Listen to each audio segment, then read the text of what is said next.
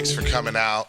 I really was not trying to look like a dean and wearing a bow tie. I really was trying to look like the H&R Block guy. I love those commercials. But I'm glad to be here. It is a homecoming.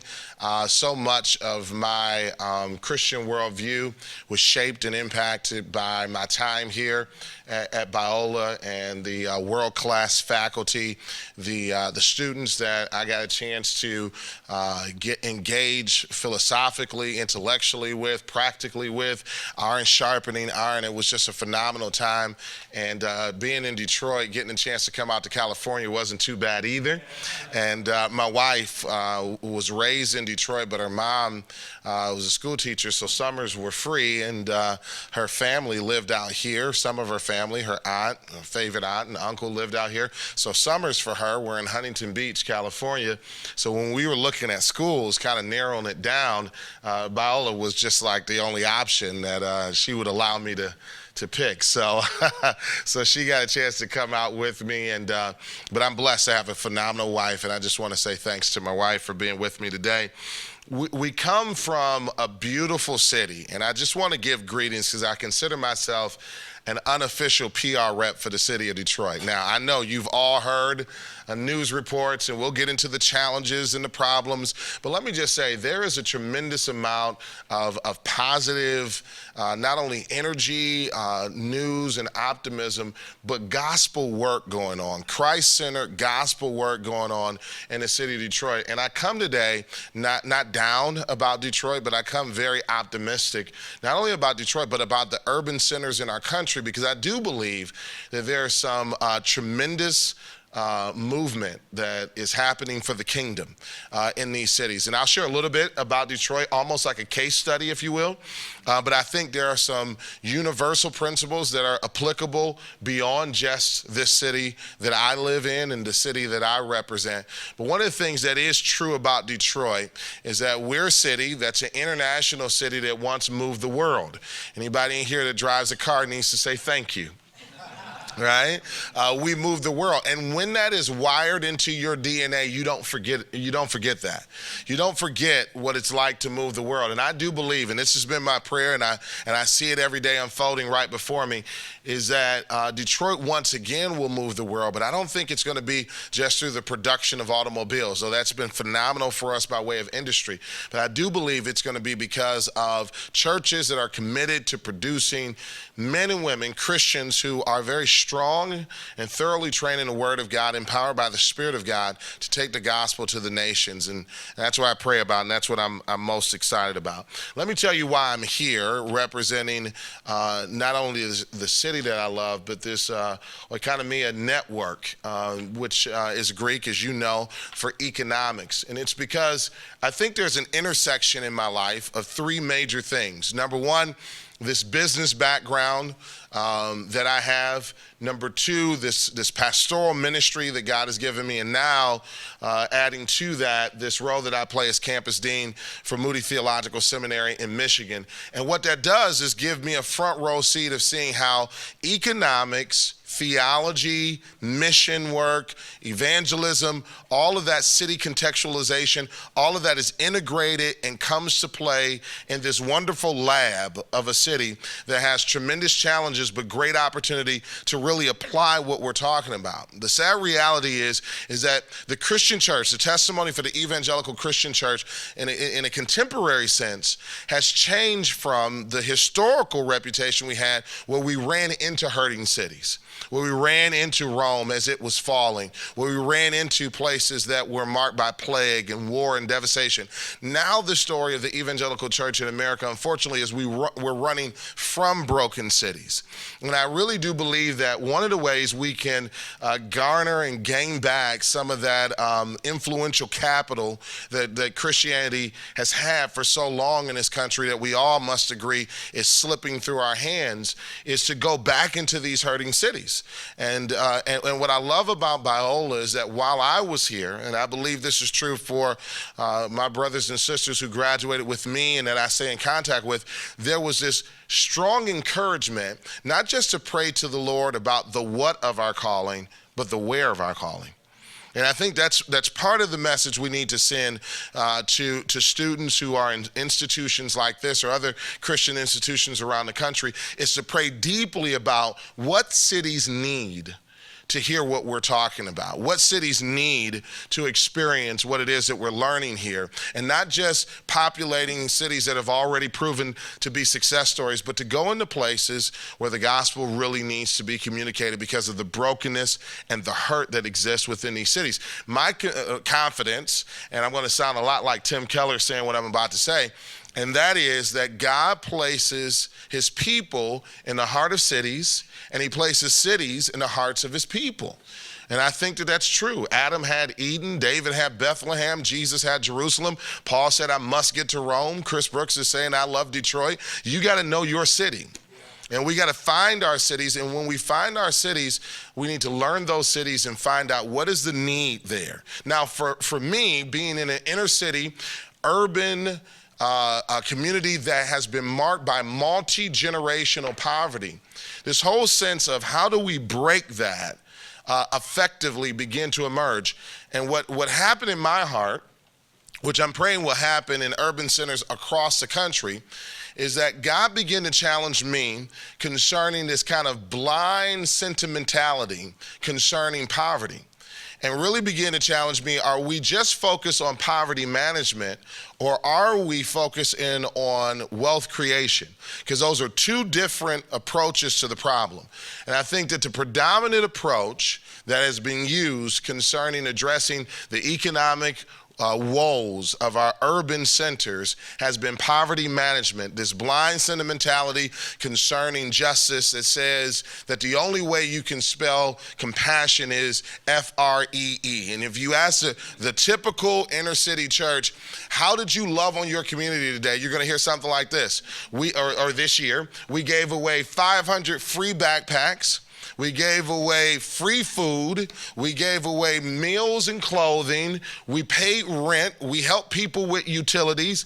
And that sounds a lot like compassion to most inner city pastors and ministers.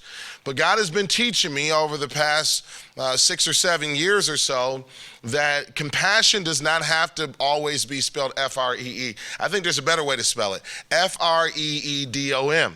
And I think that freedom is what we should look for. How do we move people from dependency, which is a form of bondage, to a place of empowerment and self-reliance and economic freedom and dignity, and to get them to a place where government does not have to be your God, but the Lord Jesus Christ can be. And I think this is essential to a Christian worldview, because for many of us, our Christian worldview it extends to the point of our economic philosophy.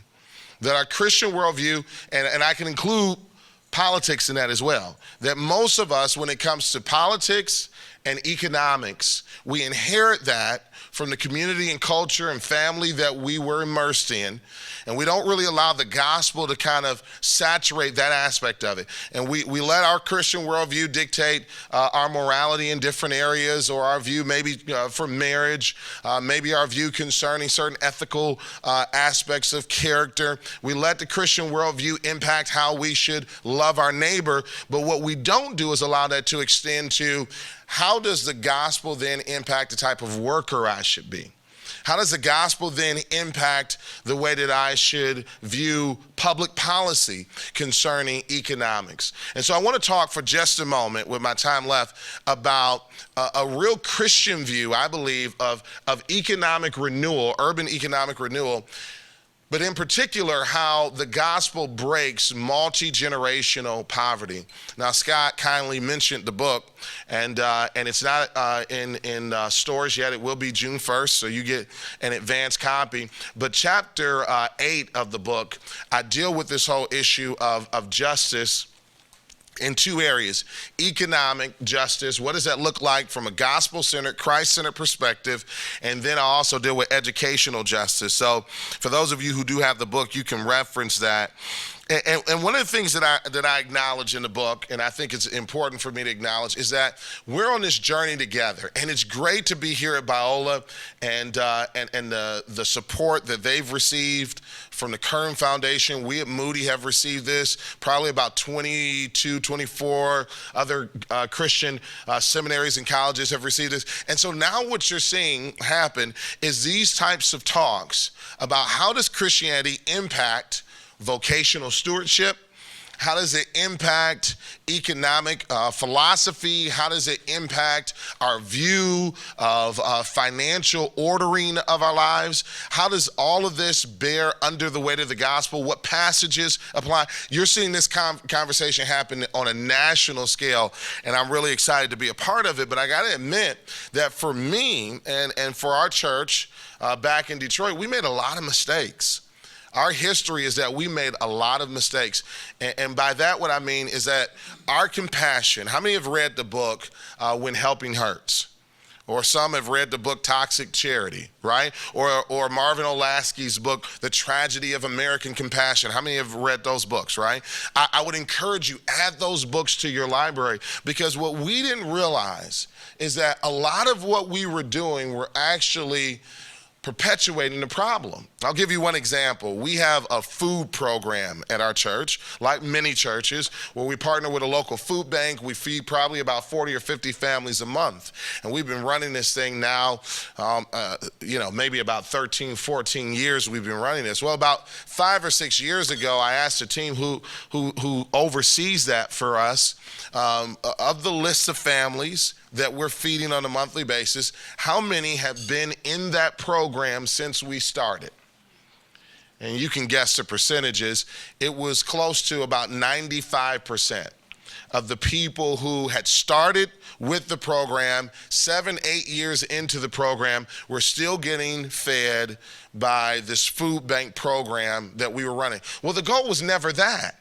The goal was never to have people have a life of dependency upon a free food distribution program. The goal, sincerely, was how do we help people who maybe are in a tough patch, in a tough season of life. You know, my family background, my mother was on government assistance, food stamps for a season, but she always had the goal of letting that only be a season. And when my father unfortunately divorced my mother, she had to go through that for a season, but she didn't live there. She went on, worked hard, put her boys in school, gave us a passion for education, a strong work ethic. And so the goal is to move people off of that. And what we realized is we weren't doing that. And we realized something had to change about the way we approach poverty. We had to move from just, again, I'm going to say sentimentality or alleviating our own emotional guilt. We had to move to a different justice model. And I do call economic renewal justice because I think it is a form of how we bring the justice of God to poor communities. And I'll talk about that more in a moment. But we had to go to what we would call an outcome-based, measurable, results-oriented mercy ministry approach.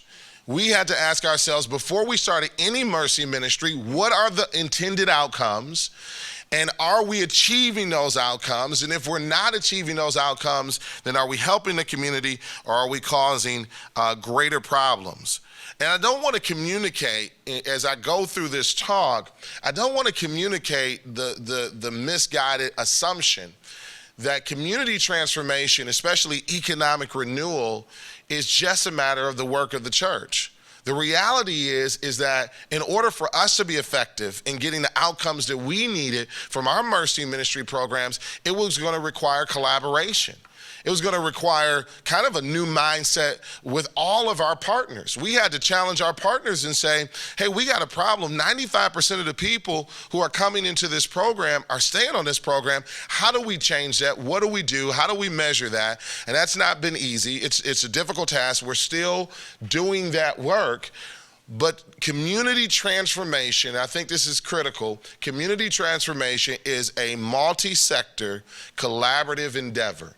If we're going to see communities transformed, it's going to be the church, hopefully being a catalyst.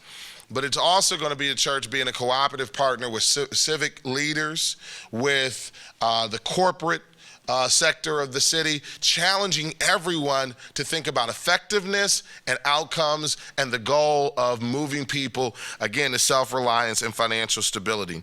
Let me just talk for a moment about this whole thought of what the gospel should do when we go into communities. I love this quote by Chuck Colson. As Christ ministers through us, we will begin to see healing in our land, not through government programs or distant relief funds, but by rolling up our shirt sleeves, taking on the concerns of the needy, and sharing in their suffering. This is the model Christ gives us. I want you to notice two things about that quote.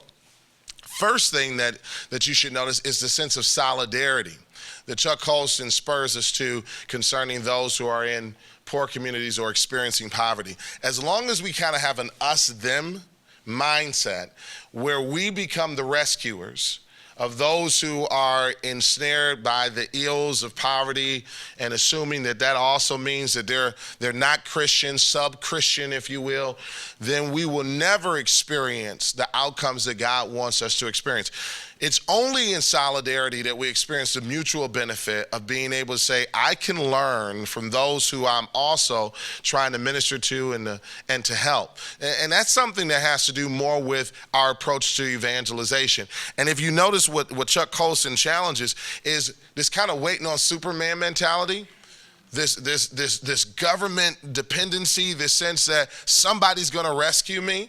And as much as I love my city, let me just tell you that this type of multi-generational waiting on Superman mentality produces not just dependency, but it also produces a deep sense of entitlement. And this is what I love about the book, When Helping Hurts. And some of you have heard this kind of, this motto of if you give someone something, kind of this one-way charity, if you give it to them one time, you produce appreciation. You do it twice, you produce anticipation. By the time you do it 6 times, you produce entitlement and dependency.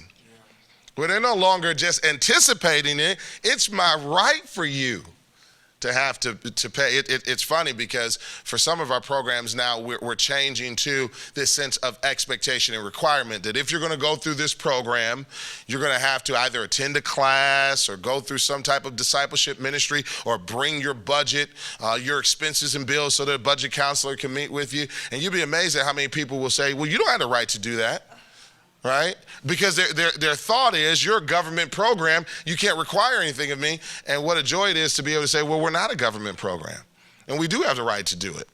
You know, and if you're going to be in this process, not only do we have a right to do it, but we feel like it's the right way for us to do it. Let me talk a little bit about what happens when a church does not fulfill its calling of rolling up our sleeves and getting involved in an effective way of addressing poverty. And I want to use Detroit as a case study, and I kind of call this section of my talk Detroit Dependency and Dads. Let's talk about those 3 things. Let me give you just kind of an overview of the city that I'm in so that you can get a sense of what Detroit looks like. Now, I talked about some of the positive things, and I'm going to get back to why I'm optimistic as well in a moment. But some of you know that Detroit was the largest city to file public bankruptcy. We were appointed an emergency financial manager, Kevin Orr, last year, who hopefully will only have an 18-month stint, whose job it is to kind of put us back on a balanced budget and a pathway to financial health, kind of a way forward. But let me just tell you the obstacle that he has to overcome. Number one, Detroit is a local government, has a local government like many other cities that is heavily dependent upon federal government. So whenever your local government is very dependent upon the federal government for subsidies for just about everything, the fear of breaking away from that is so daunting that it really produces stagnation. And it forces you to buy into this whole sense that the best way to alleviate poverty is through massive government programs. This kind of war on poverty that's been happening since FDR. Now, let me tell you why that doesn't work. It's because massive government programs, unlike, for example, microfinancing, some of you have heard about microfinancing, massive government programs by necessity have to be generic. They have to be cookie cutter. They can't be customized to the person, the unique dynamics and variables that exist within given communities. They have to be generic enough to be mass produced and rolled out across the country. Whereas, as we know, solutions that work really factor in the uniqueness of the person, the community, the family that I'm really trying to liberate from this cycle of poverty. One great example of this is the urban housing programs that we saw mark the last 50 years that produce these massive urban housing project plans. And we see these projects that popped up in major cities, urban cities around the country that now are being torn down in mass because it was a failed project. Places like Cabrini Green, places like the Pruitt projects in St. Louis or in Detroit, the Jeffries projects, which all it did is consolidate poverty and poor people into one tight place where you're unemployed, no jobs, crime begins to populate, and so now you have violence, crime, poverty all together in one place. And if you've ever seen the movie New Jack City, you know what I'm talking about, right? And those of you who've seen that was the outcome of this project housing deal, instead of, which I think is a better approach, of being able to say to local governments, here's how we are going to approach this. We're going to allow there to be allotment of grants and housing credits that are able to incentivize home buyers, and working with those communities, giving them the autonomy to be able to implement programs and plans that are unique and contextualized to their own backyard. Well, Detroit was a product of that. In many ways, I think Detroit becomes the case study for what happens when big government economic programs try to solve a particular community's economic crises. Detroit has a population now of 700,000 people, 705,000 people, down from our height of 1.8 million people. Now, still a lot of people in the region, but a lot of people also moved out in Bell Ship. Now, the real statistic of unemployment in the city of Detroit is 54.5%. 54.5% of the residents of the city are currently unemployed. Now, of that 46% that is working, I want you to think about this. 15% of that 46%, they're working in the public sector. So if you combine the 54% with the 15%, so 54% are unemployed, which means that by necessity, if they're going to survive, they're going to have to receive some sense of government subsidization, right? Got tongue-tied. 15% working in the public sector. That's 70% rather. 70% that their living and existence is dependent upon the government. I'm going to make a political tie into this in just a moment. So you have about 30% that works in the private sector, right? 30% that works in the private sector, which is ultimately what we want to do. We want to move people into the private sector as much as possible, because it's within the private sector that thriving nations produce the most wealth. If you study the most prosperous nations in the country, about 60% of their population of thriving countries economically will work in the private sector, all right? 37% of the families in the city that I live in receive food stamps. And it totals about $500 million a year. About $500 million a year in food assistance flows into Detroit, and it's been at that level for multiple generations. So I want to tie this into politics just a little bit. Imagine what government looks like for a young person who's growing up in a family, right, where the government is paying for your food, the government is paying for your rent or mortgage, right? Everything's being subsidized by the government, and it's been so for multiple generations. The government no longer is an entity that we evaluate objectively and make decisions based off a policy approach, But the government now becomes a quasi-parent. It becomes almost like a father. And I think that this is a part of the psychology that you find in urban communities, urban ethnic communities. The relationship is far more than just your typical approach to politics. It is deeper, and it is far more family oriented than what I think we realize. In Detroit in 2012, 12,000 babies were born. And that's the approximate number that you see over 2013 as well. Of those, 9,124 of those babies were born into single-parent homes. That's 75.4%. 75.4%. And again, the numbers, I keep saying Detroit, but how many know that this isn't just Detroit? And I also want to say something else that I think is critical. Especially being in a predominantly white evangelical school, I want to make sure that I'm clear in saying that poverty is not just a black or minority issue. And I think that's important as well, right? Numerically, the vast majority of poverty is a white issue, and I think we need to take that just as seriously as we do black, Hispanic, or Latino poverty. So I'm not trying to paint a picture that only this is just a black issue. Okay, but I do want to make sure that people understand that the numbers that I'm saying for Detroit are true for most urban cities. And so if we are Christians who are trying to advance the gospel and we're asking ourselves, how can we have the greatest impact on these cities?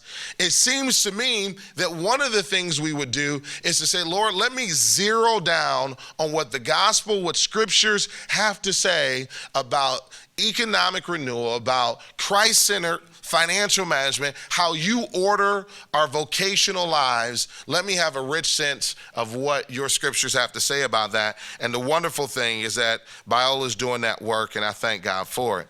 Now, let me give you some reasons for optimism. The thing that I love about being in Detroit, the massive amount of human capital and the energy that's there, the entrepreneurial spirit that's there, even though I acknowledge the dependency that has been there and how that undermines aspirations, there is still a strong desire and passion for freedom, financially, and entrepreneurship, and the ability. Everybody you meet in Detroit just about wants to start something, wants to own their own thing. And I think that's tremendously exciting, and we need to tap into that type of creativity. And I think that's true if you go into most urban neighborhoods in this country. You'll find a whole lot of entrepreneurs that if they had the right support and the right investment, the right mentorship, they would take those skills and do some phenomenal things. And so I'm excited about it. According to careerbuilders.com, Detroit is the fourth leading city in private sector job growth. In 2007,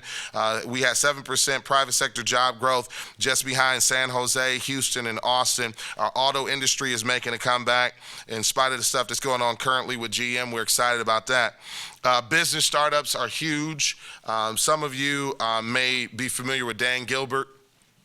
Quicken Loans, the owner of Cleveland Cavaliers, the guy who burned LeBron's big poster when he left Cleveland. Some of you may remember that if you don't remember anything else. But he's helping along with a vibrant business community to really spur on the private sector entrepreneurship. The philanthropic community has been great. Skillman Foundation, DeVos Foundation, Kresge Foundation, they've contributed over $300 million to our community and what's known as a Good Neighborhoods Project. It's really focusing in on neighborhoods with a high population and concentration of youth and how we make sure they have every opportunity to succeed. I'm also excited about our city because of this unprecedented sense of unity that we're seeing within the churches. There is a movement in the city of Detroit called Each, Everyone a Chance to Hear, where 500 churches have come together to collaborate and say, how do we do good works that produce goodwill, that opens the door for good news? Now, this is important because what it's done is it's positioned the church to not operate independently, but to operate as a catalyst, as a leader. And I think that's what we have to do, and no church can do it by itself. So how do we break, though, the cycle? I've talked a little bit about looking at Scripture, and we need to do that. How do we break the cycle of dependency? Well, I think the answer lies in Scripture, and I want to look at one text of Scripture, and that's Ephesians 4:28. Here's what Paul writes: "Let the thief no longer steal, but rather let him labor, doing honest work with his own hands, so that he may have something to share with anyone in need." Now, I don't have time to get into the deep exegesis of this text, but let me just say three things that Paul brings out here. Number one, he says that the purpose of toiling is not just so we can have resources, but he has a view towards the distribution of those resources. And I think this is where the Tea Party and the Occupy Wall Street movement has really lost focus, and the church has an ability to step into that vacuum, because what you have right now is this kind of polarizing effect of wealth creation being protected, this fierce passion to protect wealth creation from those who want to infringe upon wealth creation. So there's a group of people who have worked hard and been able to produce enough money to not only provide for themselves, but do maybe some extra work on top of that. And their great fear is, here comes a socialist government trying to infringe upon that, right? And then you have on the other end of the spectrum, kind of this Occupy Wall Street movement that is very much centered upon fair wages, trying to make a living, saying that, man, my pay is so much different than the CEO's pay. And you have these two forces at tension with one another. And what Paul says is, here's the way we solve this problem, is we encourage wealth creation. That's not a bad thing. How many know that? Wealth creation is not a bad thing in Scripture. But he says it has to have a purpose. And wealth creation, the purpose of it, if we get it as evangelicals, is ultimately through our own volition of the will, not imposed by any external force, but the love of God should compel us to say, how do we use our wealth as an instrument for justice? How do we use our wealth as an instrument for liberation? How do we use our wealth as a tool for the advancement of the kingdom? This is the reason why God gives money in the first place. So there's kind of this three-legged stool that I believe that Scripture presents to us about God's economic plan. Biblical economics summed up in these three things. Number one, God-honoring wealth creation. Number two, wealth management, because you have to protect what you created. And then number three, wealth distribution, God honoring wealth distribution. And what you see primarily in the Old Testament narrative is God blessing Israel in the area of wealth creation. The Old Testament, the major economic emphasis of that has to do with wealth creation in a God honoring way, as we see this small nation prospering. When you get to the New Testament, the commandments of Christ center primarily on this sense of generosity. Is far better to give than to receive. Acts 20:35. Wealth distribution seems to be the emphasis. But these things are not at odds or at war with one another, but they're the continuation of the same story. They come up under the umbrella of the same narrative, and sandwiched in between this wealth creation and this wealth distribution is wealth management. Did I lose anybody there? And so what we have to communicate in our cities and communities is we have to challenge this kind of zero-sum game, or this zero-sum philosophy that most people have and has been really reinforced over the past decade or so in America concerning wealth. And the zero-sum philosophy says that every time someone in America reaches the point of financial strength and stability, that necessarily means that somebody else has descended into poverty, as if wealth is this fixed pie and we all have to fight over slices of it. When the reality is that the resources that God has placed within this earth are more than enough for everyone who populates this planet, and we don't have to fight over the resources. We have to celebrate it, and when we learn how to collaborate with one another, everyone wins. And I think the zero-sum mentality is so ingrained in our urban centers, and that's what we have to come against. We shouldn't get mad when people prosper. We should celebrate that, and we should work to make sure we produce free societies where that can happen over and over again. But we don't just embrace capitalism without morality. See, Christians are very important to the experiment of capitalism because we bring the ethical backbone to it that says making money must have an end goal, and that end goal in in light of Christ and the cross is justice, compassion, and mercy, and that's the way that we keep it healthy. Now, every church has the responsibility in our urban centers of increasing its financial IQ. Now, how do we do that? I want to talk about wealth creation, then I want to spend a minute talking about wealth distribution, and then I'm going to end with, I'm going to talk about wealth creation, wealth management, then end with wealth distribution. Then I'll do an altar call and we'll be able to go home. All right, so increasing our financial IQ. There's only two ways you can increase the financial IQ of the church. And I'm going to use baseball as an analogy, either through free agency or the farm system. And what I mean by that is either you're going to take the individuals within your church and you're going to send them to places like the Acton Institute. You're going to resource them with writings from Abraham Kuyper and Father Robert Sirico and people like Anthony Bradley and Wayne Grudem and Wayne Gordon and all these individuals who are writing on the topics that I'm elucidating today. You're going to take that seriously, and you're going to begin to have discussions within your team. And I pray that that's a big part of it, because I think what sports have shown us is that teams that build through the draft or through the farm system in baseball, they have greater probability for longer term success than free agency. And you see it like, and many may even remember the Marlins, the Florida Marlins from the 90s. They're great for buying championships, and then the next year the team just blows up. And all the players just kind of go their own way, and they, a couple years later, buy another championship. But the kingdom is about sustainability. Paul describes the Christian life almost like a relay race. You run your leg of the race, you pass the baton on to the next generation. So we want to build sustainability. So I'm a big advocate of training who you have. Work with those that God has given you. But there are times when a church does not have individuals with strong financial backgrounds in their community of faith. And so it's important then to reach beyond your walls. And you can do that. I mean, reaching beyond our walls and saying to other Christian financial professionals, can you come in? Can you do workshops? Can you do education? Because if we don't know better, we can't do better. So financial literacy and education is huge. And this then helps us to move people to not only understanding how money works, but hopefully developing a plan on how they, on an individual level, can begin to create wealth within their own lives. And there's three ways where this is done. And I'm juxtaposing this against a fourth way that we normally take. And I'm using all E's for this. The three ways where wealth is created, three ways to create wealth, is through education, employment, and entrepreneurship.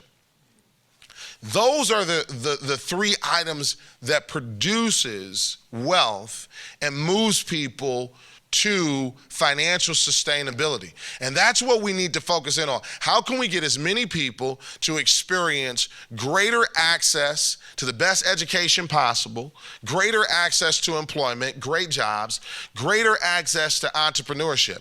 And just as an aside, as a parenthetical thought, this is where the bulk of our justice work has to be done, and it has been in minority communities by and large. But the greatest work of our justice has to be removing the barriers that limit people from these three E's. But there's another E that we rely on that never will produce wealth, and that's emergency assistance. Emergency assistance does not produce wealth. There's no government on this planet whose story is international aid brought them to a place of prosperity, right? What emergency assistance does is it makes living in poverty more manageable. And I'm not anti-emergency assistance if put in its proper context.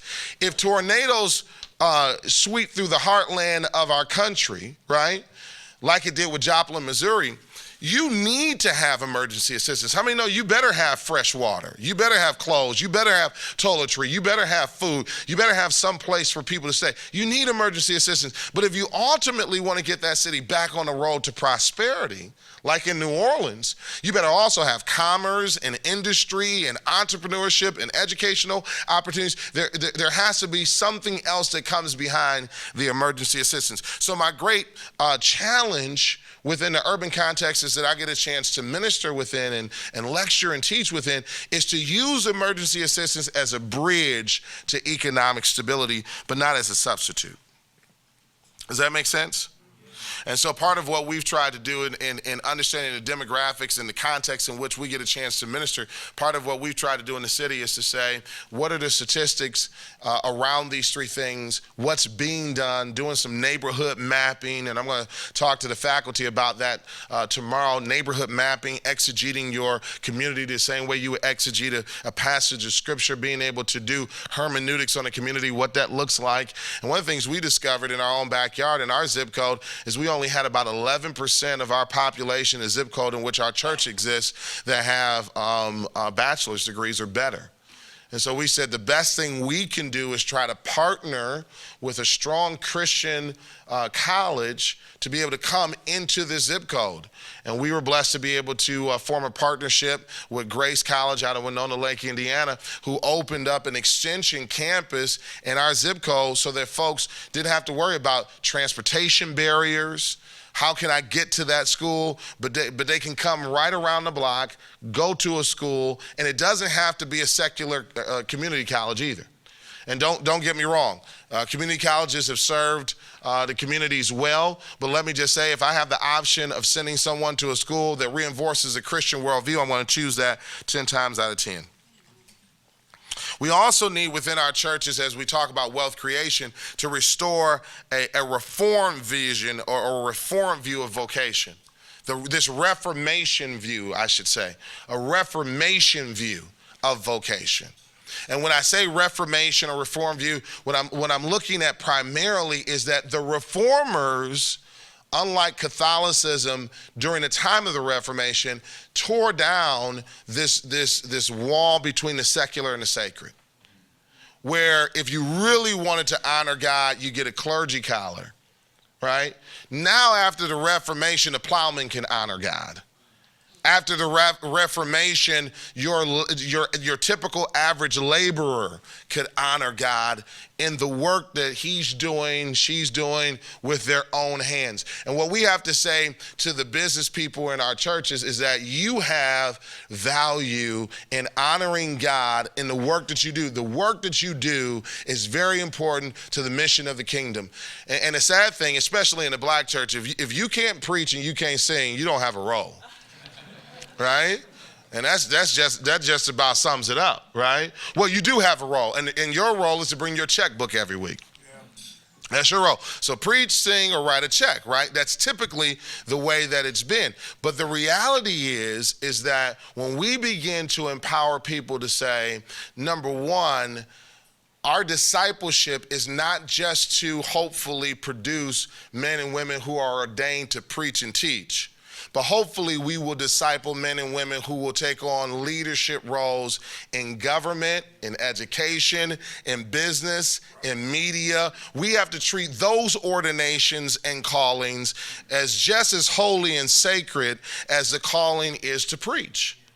And you answer me this question: which is more important to the kingdom and the local church, the pastor or a sanctified accountant? You know, you got to debate that, right? Because I don't know about you, but I love prison ministry from the outside. That's the way I prefer to do it, right? But the sense of the merchant, the worker, the business person being a part of God's plan to restore all things, his glorious plan to show his diversity, that the same God who made the heavenly bodies also made these creeping things that creep upon the planet, that God is terribly diverse in his creativity. The artist has to participate in the glory of God. The business person, the merchant participates in the glory of God. Thank God the pastors, we lowly pastors, we have a participation in that. The theologian has a participation in that. We have to become broader in this sense of who God uses and to kind of liberate the congregation to say, go forth in your own creative graces and glorify God. And I love the book that was written by Professor Robert Kennedy, The Good That Business Does, another book that you should add to your library. And here's what he says. Reformation theologians also acknowledge the legitimacy of commerce and its vital role in providing goods for the community and increasing the nation's wealth. So they saw that the merchant provided needed goods for the community. I'm telling you, my community, I thank God for the honest merchants in my community, as opposed to those who are predatory lenders, those who come in and strip the community of its assets with no concern for the people who occupy the neighborhoods that purchase at their stores. We have to challenge this, and we have to disciple business people to say, you do the community much good just by owning an ethical business that's going to price fairly. You know, when was the last time you heard a sermon about fair pricing for business owners, right? We need more sermons about that, because the goal, and let me just say, one step towards seeing vocation as important is for pastors to get an evangelistic view of the workplace. And we were talking about that before we started. And you see a lot of churches are going towards workplace Bible studies. We're even doing that, trying to see the workplace as a place to win souls. And that's great. But that's not the only message I'm communicating. So I'm not saying just go back and say, hey, start a Bible study, prayer group at your... No, what I'm saying is we need to begin to say, what does fair pricing look like from a gospel-centered perspective? How do we price our products, right? What type of services are needed? How should we perform our services if we are Christians? I remember a few years ago, we started this initiative where we wanted to support the businesses in our church, and we started an initiative where we put out a yellow pages, all the businesses in our church. And I don't know why I was crazy enough to do that, because my phone began to ring. And as my phone rang, it was story after story of this person didn't finish the job, and this person came late, and I took my car to this mechanic, and they were in your yellow page. It went from being the church's yellow pages to my yellow pages, right? And I saw, much to my shame, that as a pastor, this was an area of discipleship that I hadn't focused in on like I should.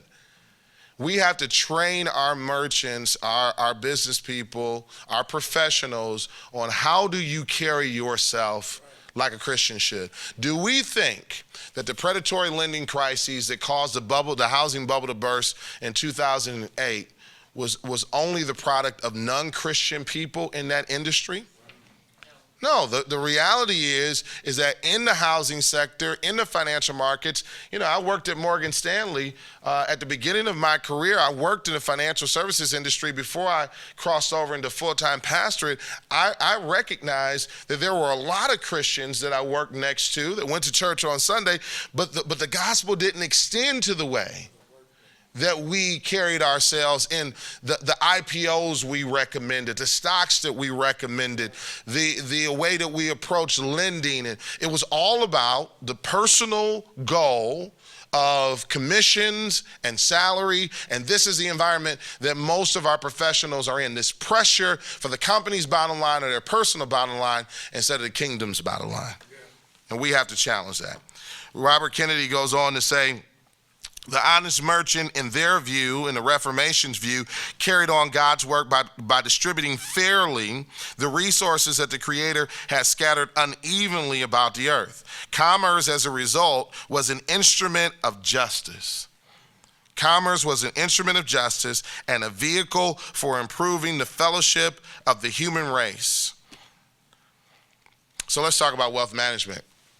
And I'll be very brief here because the Bible doesn't really get into a lot of the whole thought of wealth management. But what it does get into is this whole sense of wealth being a multi-generational endeavor. That hopefully we know that the good man, right, has an inheritance, according to Proverbs 13:22, for not just his children, but what? His children's children. So if we're going to have wealth that is multi-generational, you have to talk about products like life insurance, trusts, estates, wills. These types of things are important, and we have to have these conversations in churches. Just about every urban church I know is at risk of having a very major portion of their budget hurt because of subsidizing funeral expenses. That's a huge urban problem. You want to put on a workshop for urban churches, put on a workshop about how to avoid your budget being busted because of subsidizing funeral expenses. But this is what happens when you don't talk about things like life insurance. Again, when was the last time you heard a Sunday sermon on life insurance or estate planning? We need to have these conversations because if not, wealth at best will extend one generation. And then at the end, because of taxes and probation, wills and estates, right? As you go through this whole litigation process, what you find is that the bulk of the estate ends up being lost and never passed down to the next generation. When you look at the rates and the expenses associated with probate court, what you find is that most families end up, at the end of the day, if they don't do effective planning, getting about 50% of the estate that should have come down to them. And I love the government. I don't mind paying my fair share of taxes, but I want the bulk of what I've worked hard for to be extended to my wife and my children. Wealth distribution, I'll end here with wealth distribution. Seeing wealth as an instrument of justice. Wesley K. Wilmer, in his book, Revolution in Generosity, gives us 4 steps to becoming a generous steward of God's resources. The first step that he says is we have to acknowledge our self-centeredness. We have to acknowledge that for most of us, every time we get a paycheck, our natural assumption is to assume that God has given us that paycheck for it to 100% be consumed upon ourselves. Yeah. Some of us extend to the point where we say, well, no, 10% goes to charitable giving the local church. But what if God had a different plan for your wealth? And what if he determined in his own sovereignty that some of the money that you received was not meant for you or self-consumption, but it was meant for doing works of generosity, compassion, mercy, and justice for others? We have to acknowledge that this is something that doesn't come natural to the human race. It's not an urban thing, it's a human thing. Second, we have to accept Christ's offer for transformation. And this is a wonderful message of the gospel, is that we can be transformed. Third, we have to choose God's eternal kingdom over this earthly kingdom. And that's a choice we have every time dollars come into our hand. Am I going to use these resources for advancing God's eternal kingdom?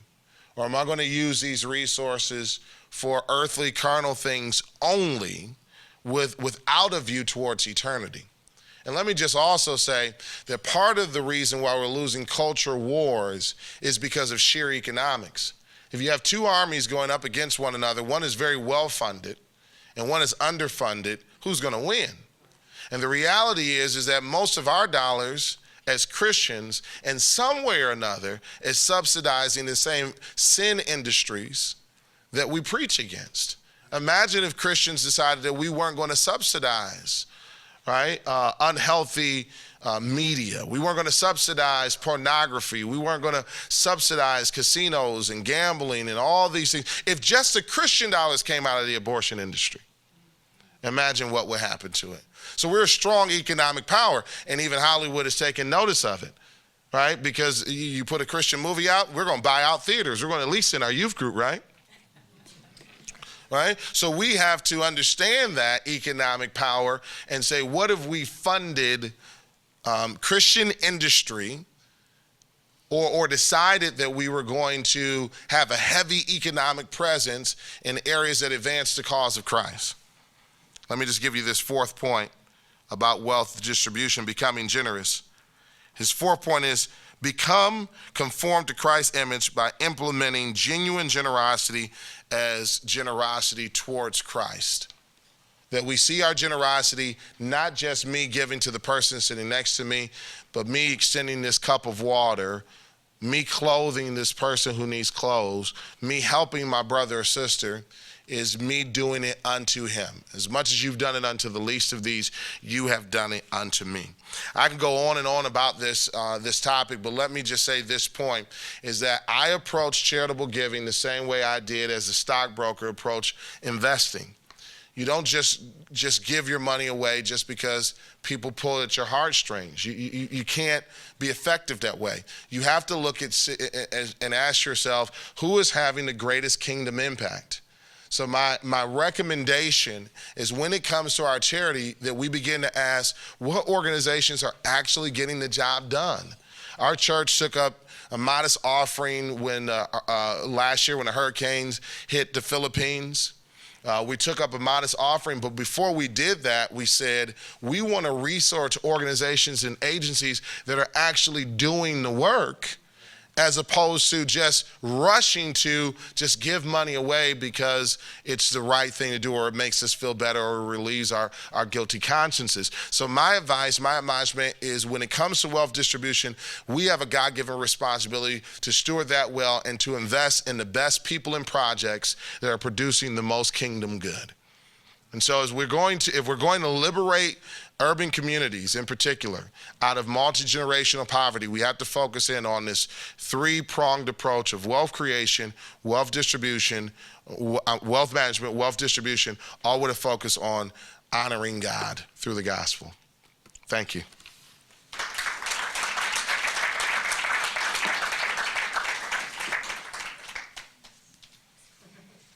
You have to stay up here. Okay, I got to stay up here. All right, we're going to go ahead at 5:30. We're going to have dinner served, and so I promise we won't be late with dinner. And in case you're tempted to start with dessert, that was actually a fairly sizable temptation. We do want to have some time for questions, for discussion. There's a lot of grist for the mill here to think about. So I'm gonna leave Chris up here to address your questions. And they're going to go ahead and start serving. So, we're just going to do this in kind of an informal, free-flowing way. Is that okay with you? That's good. Okay. As long as I get a chance to eat. You will. And so we'll take as many questions as you have, and then you just enjoy the food as it comes around, and then we'll give Chris a chance to take a break, and we'll start his second session about an hour from now. Okay? You're on your own, right? Well, thank you very much for the talk you gave. It's really, really encouraging. My name is Odette. I'm an entrepreneur. Yes. I'm a business owner. I've been a business owner for 16 years. In 2008, God called me into ministry, and He specifically asked me to take care of the orphans through my business.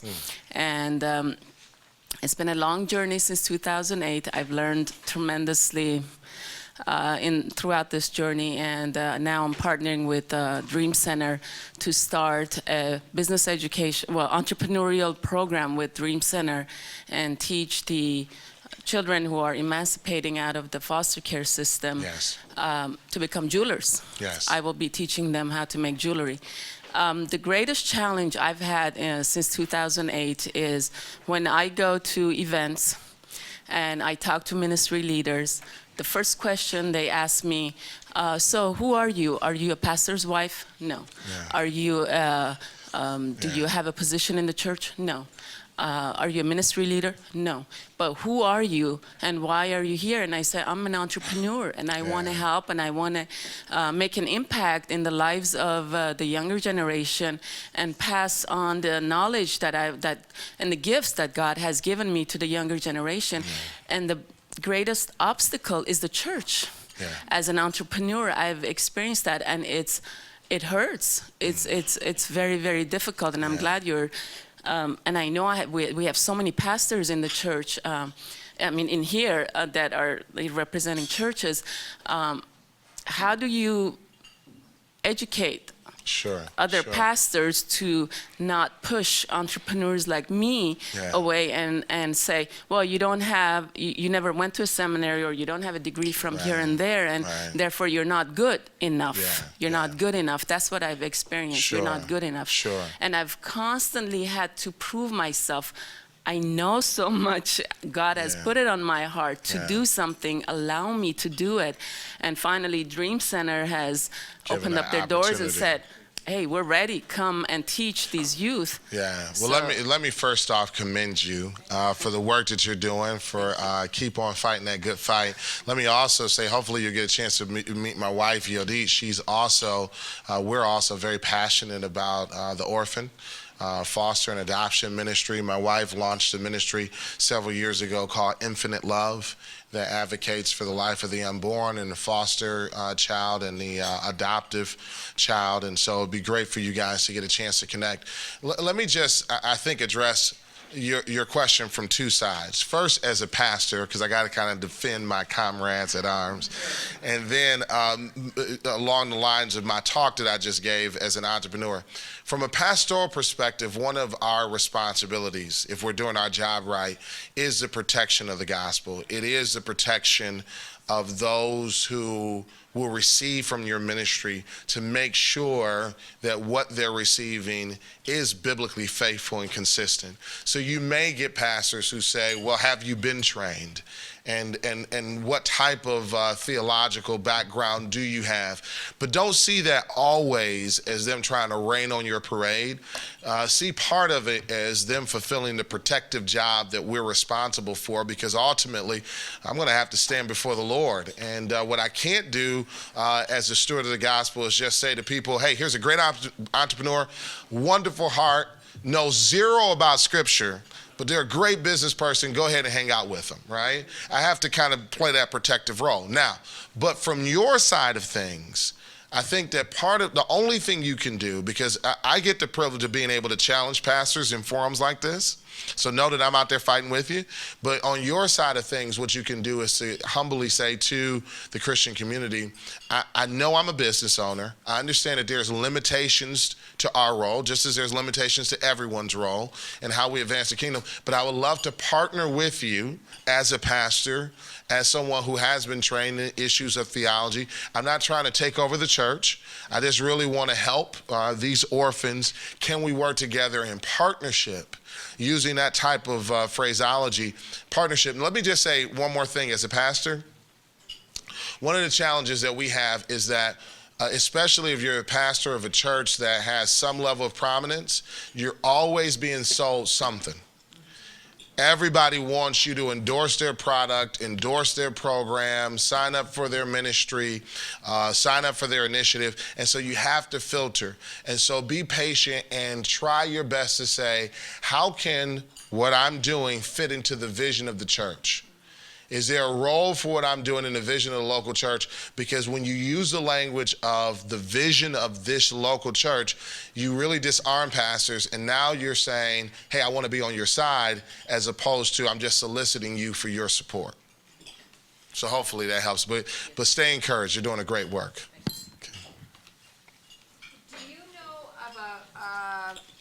Do you know of a program or a church or what that is effectively using the education, employment, entrepreneurship model in a first-generation Latino community, especially with a lot of undocumented immigrants? Well, in Detroit, we have a great church, First Spanish Baptist. It's not first generation anymore. It's been around now for about 30, 35 years. They have two services, one that's in just Spanish, and then a second service is English.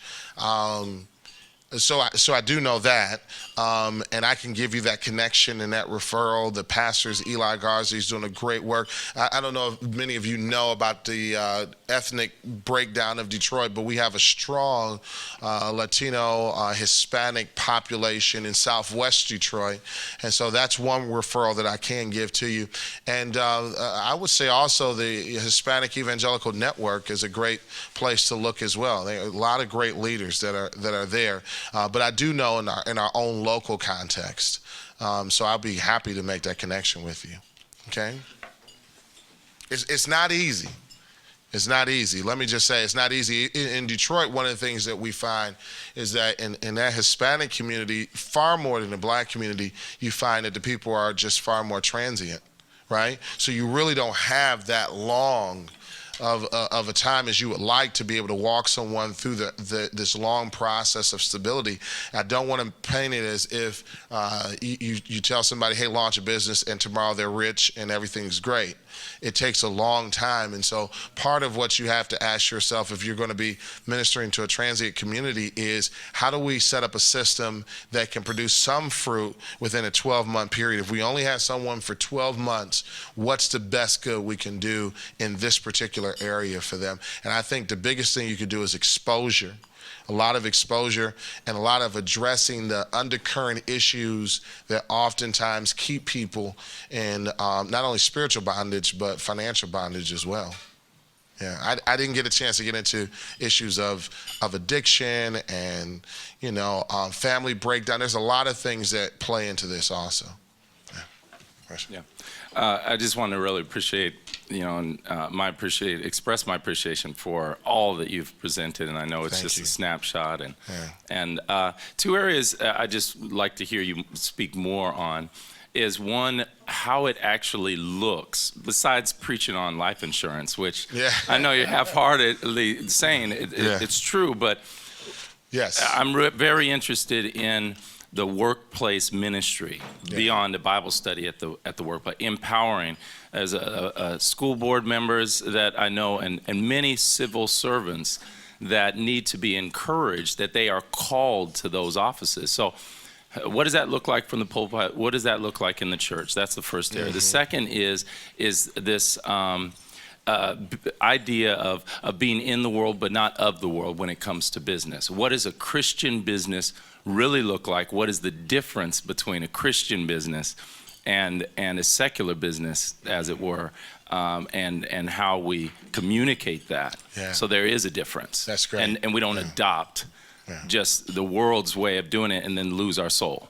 Yeah, so that's phenomenal. I think that to answer your first question, and that is practically, what is this whole thing of vocational stewardship look like?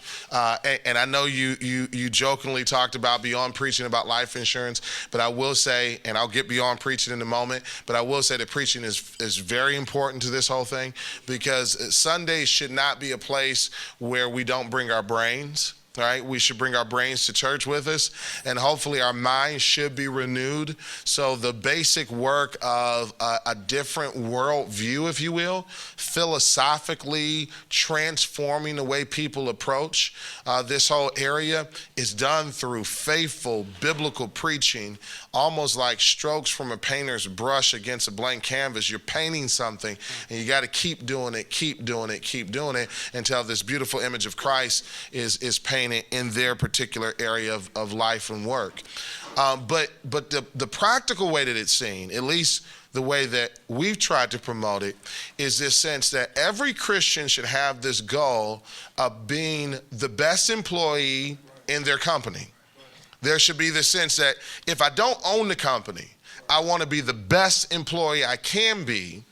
And if we get known for that in the Christian community, which we shouldn't be the ones that are stealing office supplies, right? Taking extra long lunch breaks, right? These are ethical issues, and we got to kind of call those ethical issues out. But we should be known for being such great workers that when companies want to hire, they call the local church and say, we want to put on a job fair at your campus because we want to hire the best and the brightest. So part of it is that. The other part of it is we need to celebrate what I call practical brilliance, not just theological brilliance, but when an engineer, all right, at an auto company, like what I find so often, when an engineer or auto company does something that's great, maybe gets a patent or is selected engineer of the year, there needs to be celebration of that. Just like in a lot of our churches have academic celebration. We celebrate academic success and achievement, but we need to celebrate vocational success and achievement. So if one of, we have, for example, and she's recently relocated, we have a young lady in our church who is in a management management team at Domino's Pizza, who had just been doing a great job at her company.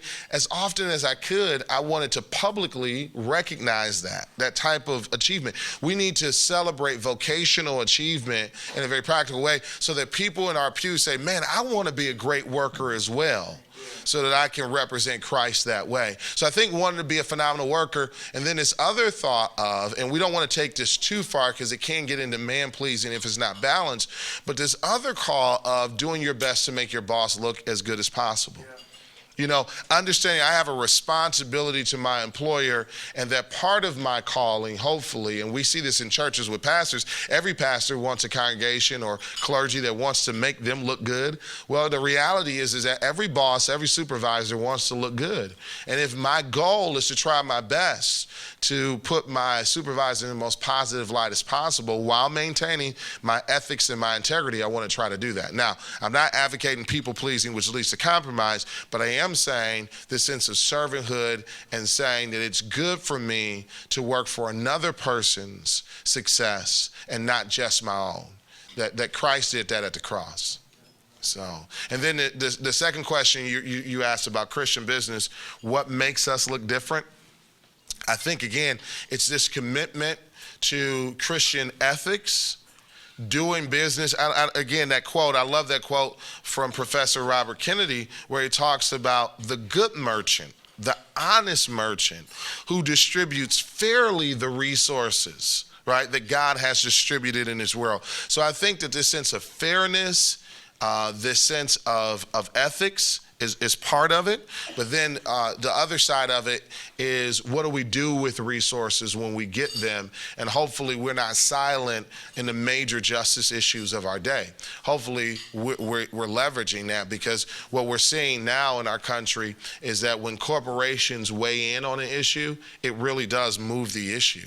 It really does. And if Christian business owners collaborate and say, we want to weigh in on, educational fairness, we want to weigh in on,